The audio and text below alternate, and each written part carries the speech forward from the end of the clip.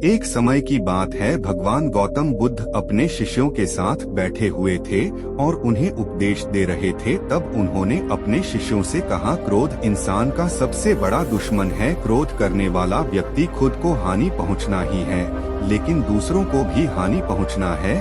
वह प्रतिशोध की आग में जलता है और अपने जीवन को बर्बाद करता है।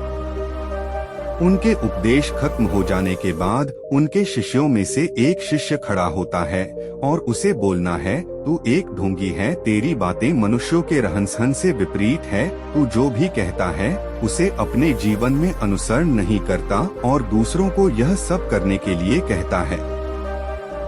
जब उसका वह शिष्य गौतम बुद्ध को उल्टी सीधी बातें कह रहा था, तब गौतम बुद्ध ने कोई प्रतिक्रिया नहीं दी और वे शांत बैठे थे। लेकिन ऐसे में वह व्यक्ति और भी ज्यादा गुस्सा हो गया और गुस्से में आकर उसने गौतम बुद्ध के मुंह पर थूक दिया। इसके बाद भी महात्मा गौतम बुद्ध को गुस्सा नहीं आया और वे शांत थे। उन्होंने अपने चेहरे से थूक को साफ किया और वह चुपचाप बैठ गए। यह सब देखकर उस शिष्य को समझ नहीं आया कि वह क्या करे। गुस्से में आकर वह उसे जगह को छोड़कर चला गया और अगले दिन अपने घर पहुंच गया।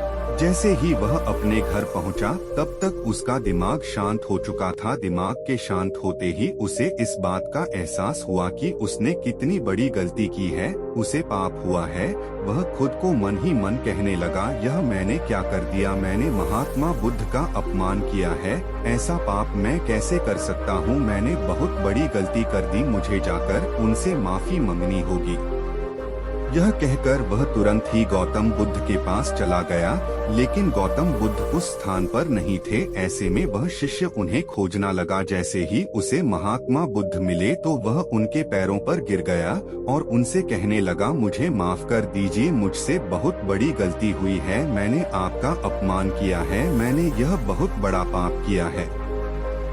यह सब देखकर गौतम बुद्ध ने उससे कहा, शांत हो जाओ, क्या बात है, मुझे बताओ तुम कौन हो? गौतम बुद्ध के यह पूछने पर वह शिष्य चौंक गया। वह सोचने लगा कि महात्मा बुद्ध मुझे कैसे भूल सकते हैं, मैंने तो उनका अपमान किया था। यह सोचकर उसने महात्मा बुद्ध से पूछा, मैं वही शिष्य हूँ जिसने कल आपका अपमान किया था और आप इतनी जल्दी मुझे भूल गए?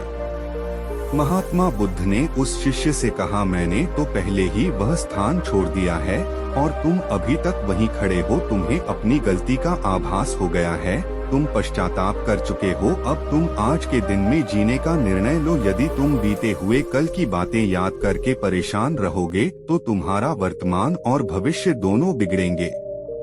तुम अपनी गलती से सीखो, उसे दोहराने की जगह आज को सुधारो। हमें कल की बातों को कल में ही रखकर आगे चलना चाहिए। वह अच्छा हो या बुरा, उसके बारे में बार बार विचार नहीं करना चाहिए। मैं बीती हुई बातों को पीछे छोड़कर आगे चलता हूँ और ऐसा ही हम सबको करना चाहिए। महात्मा बुद्ध की यह बातें सुनकर वह शिष्य और भी ज्यादा प्रभावित हुआ और उनसे बोला, मैं आज से आपकी हर बातों को माना करूँगा।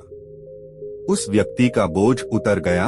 वह बुद्ध के चरणों में गिर पड़ा और उसने अपना क्रोध छोड़ दिया और क्षमा का संकल्प लिया। बुद्ध ने उसके सर पर आशीर्वाद दिया। उस दिन से उस व्यक्ति में बदलाव आया और उसके जीवन में सत्य, प्रेम और करुणा की धारा बहाने लगी। इस कहानी से हमें यह सीख मिलती है कि क्रोध करना इंसान के लिए सबसे खतरनाक है।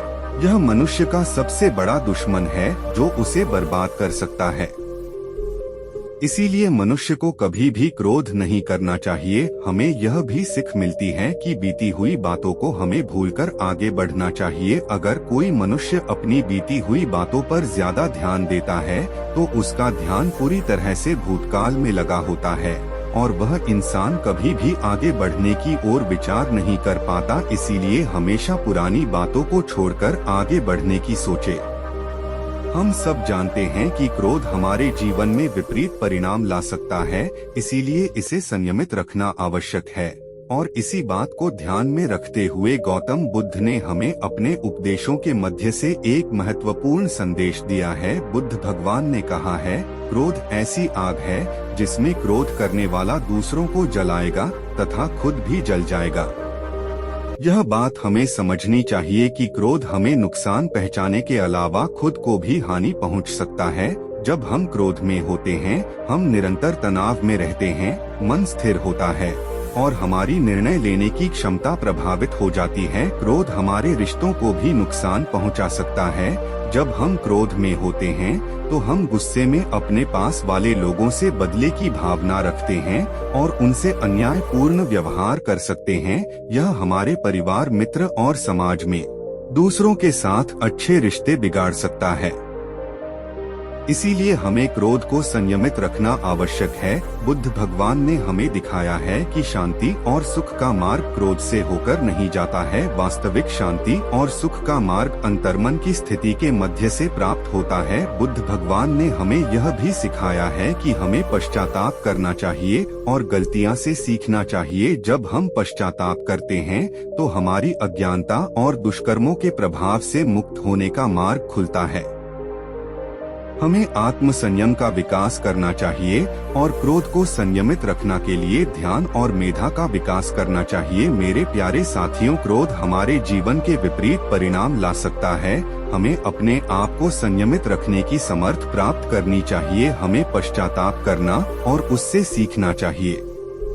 हमें शांति और सुख की ओर बढ़ने के लायक और क्रोध को नियंत्रित करके अपने जीवन को सुखी और समृद्ध बनाने के लिए प्रयास करना चाहिए। गुस्सा करके हम अपने सामने होने वाली चीजों को सिर्फ एक तरह की नजर से देखते हैं और कई बार ऐसा व्यवहार हमें वह चीजों और नजरियों से दूर रखता है जो कठिनाइयों का सामना करने में सबसे जरूरी होते हैं। यदि आप ऐसी और मजेदार कहानियाँ और संदेशों को और सुनना चाहते हैं तो ब्लॉग ऑफ इंडिया पर आकर देख सकते हैं।